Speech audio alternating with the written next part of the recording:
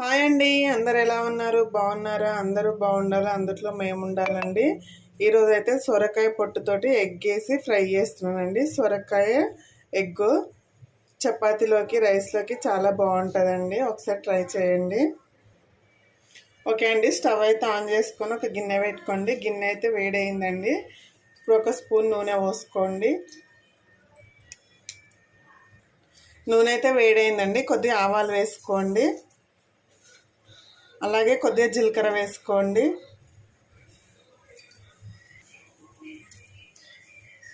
Cut చేసిన ఒక ఉల్లిపాయ ముక్కలు వేసుకోండి. తొక్కనైతే చాలామంది పడేసుకుంటారు కదండి. నేనైతే తొక్కతోటి పచ్చడి ఇట్లా చేస్తానండి. చాలా టేస్టీగా ఉంటుంది. తొక్కలో ఫైబర్ ఇట్లా చాలా ఉంటుందండి. సో తొక్కను ఎప్పుడు వేస్ట్ చేయొద్దండి. తొక్కను పిల్లలకు పెట్టినా చాలా మంచిది. లేత తొక్క అయితేనే చేసుకోండి, మరీ ముదురుదైతే అస్సలు బాగోదండి. చూడండి, ఉల్లిపాయలు అయితే ఫ్రై అయిపోయినాయి కదా. దీంట్లో ఇప్పుడు 1/2 టీ స్పూన్ పసుపు వేసుకుందాము.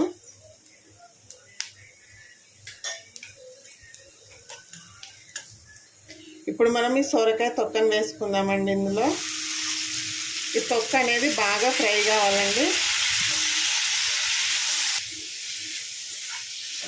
ఒక 2-3 మినిట్స్ ఫ్రై చేసుకోండి. ఇది అనేది బాగా మగ్గిపోవాలండి. దొడ్డుగా ఉంటుంది కదా తోలు అనేది.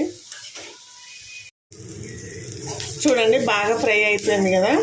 ఇప్పుడు ఒక 1/2 టీ స్పూన్ కారం వేసుకుందాము. 1/2 టీ స్పూన్ సాల్ట్ వేసుకోండి.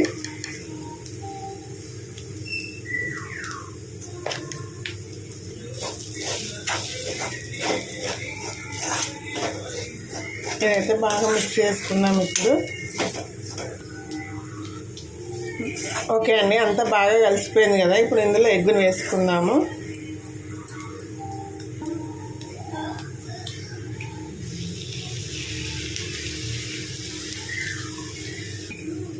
ఎన్ని ఎగ్స్ అయినా వేసుకోవచ్చు అండి. నేనైతే ఒక 2 వేసుకుంటున్నాను.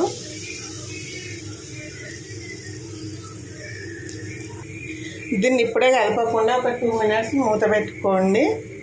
మాడకుండా చూసుకోండి. చూడండి, ఎగ్గునైతే కలుపుకుందాం ఇలా. చూడండి ఎంత కలర్ఫుల్గా ఉందో కదా. చపాతీలోకి మాత్రం అదిరిపోతుంది ఫ్రెండ్స్. ఒక 2 మినిట్స్ మగ్గనివ్వండి.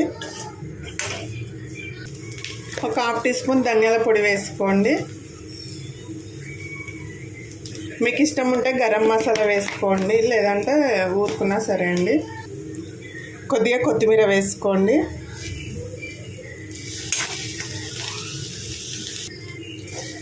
చూడండి, సొరకాయ పొట్టు గుడ్డు ఫ్రై అయితే రెడీ అయిపోయిందండి. ఎంత బాగా వచ్చిందో కదా. చాలా అంటే చాలా టేస్టీగా ఉంటుందండి. తప్పకుండా ట్రై చేయండి. రోటీలోకి కానీ చపాతీలోకి కానీ రైస్లోకైనా చాలా టేస్టీగా ఉంటుంది. ఓకే అండి, వీడియో నచ్చితే ఒక లైక్ చేయండి, షేర్ చేయండి, అలాగే సబ్స్క్రైబ్ చేసుకొని సపోర్ట్ చేయండి ఫ్రెండ్స్. ఓకే మరి, బాయ్.